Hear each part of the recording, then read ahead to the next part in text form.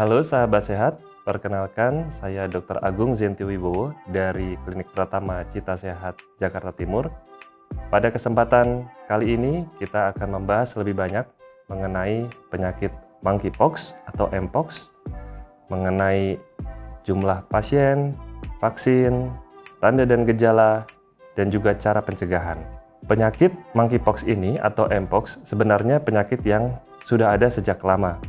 Namun, baru pada tahun 2022, Lembaga Kesehatan Dunia atau WHO menyatakan kondisi darurat global kesehatan untuk mpox ini. Di Indonesia sendiri, total sudah ada 88 kasus mpox yang tercatat sejak tahun 2022 hingga saat ini. Seluruh kasus mpox di Indonesia adalah varian Clade 2B yang telah dikonfirmasi melalui proses genome sequencing. Varian ini berbeda dengan varian yang ada di Afrika, yaitu varian Clade 1B yang lebih banyak bergejala dan juga lebih berpengaruh kepada keparahan pasien. Meskipun jumlah kasus mpox di Indonesia sudah terkendali, namun kita tetap perlu waspada dan menjaga pola hidup yang sehat untuk menghindari infeksi dari mpox ini. Pemerintah Indonesia tetap menghimbau kewaspadaan mengingat mobilitas dari luar negeri yang tinggi. Dan kita perlu mewaspadai adanya dugaan perubahan pada pola penularan mpox ini. Selanjutnya kita akan membahas kembali mengenai gejala dari penyakit monkeypox ini. Gejala mpox biasanya muncul 1-21 hari setelah terpapar virus dan kita bisa bagi menjadi dua fase. Yang pertama adalah fase awal, yaitu fase prodromal, di mana pada fase awal ini gejala yang sering muncul adalah demam tinggi, sakit kepala yang hebat, nyeri otot, nyeri punggung, tubuh terasa sangat letih atau lemah, lemas ataupun kelelahan, pembengkakan kelenjar getah bening, terutama di daerah leher, ketiak, atau selangkangan. Fase yang kedua adalah fase ruam kulit, di mana setelah 1-4 hari dalam fase awal akan muncul ruam kulit yang dapat muncul di bagian tubuh manapun, termasuk di area wajah, lengan, kaki, dada, genital, atau dubur. Ruam ini akan berkembang melalui beberapa tahap.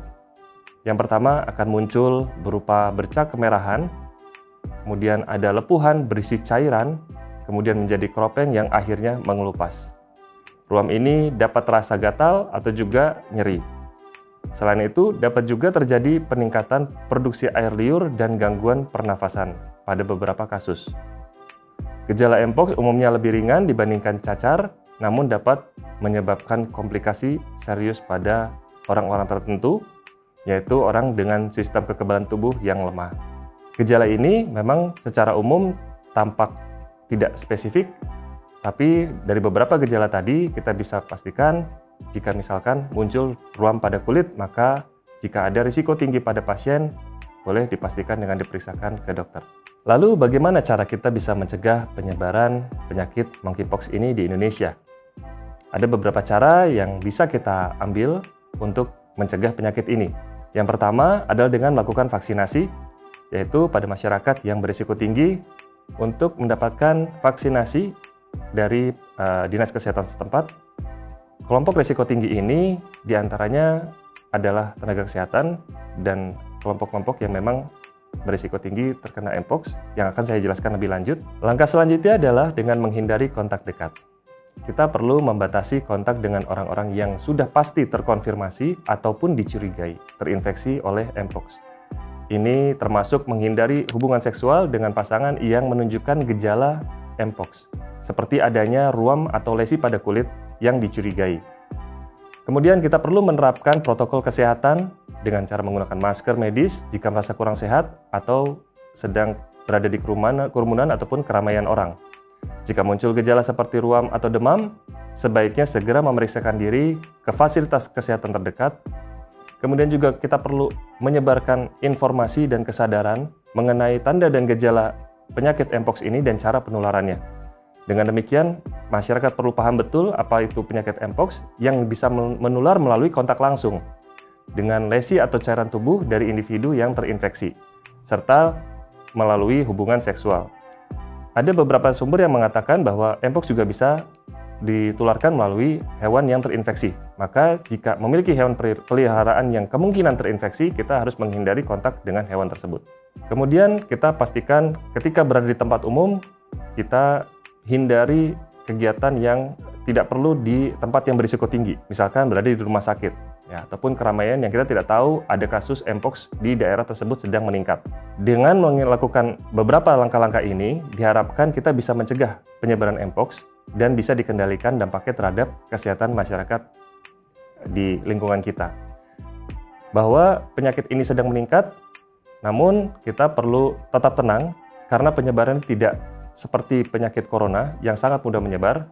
Penyakit ini lebih banyak ditularkan melalui kontak langsung. Kita berharap mudah-mudahan penyakit ini bisa terkendali dengan baik. Lalu bagaimana dengan ketersediaan vaksin monkeypox ini? Pemerintah Indonesia telah mengimpor vaksin Mpox ini dan sedang menyiapkan vaksinasi untuk kelompok berisiko, seperti orang yang kontak erat dengan penderita Mpox atau orang dengan HIV. Stok vaksin saat ini masih terbatas dan terus diberikan kepada kelompok yang berisiko. Namun, vaksin ini bukan untuk masyarakat umum untuk saat ini. Vaksin Mpox ini adalah vaksin yang dirancang untuk mencegah infeksi Mpox dan Smallpox dengan fokus kepada kelompok berisiko tinggi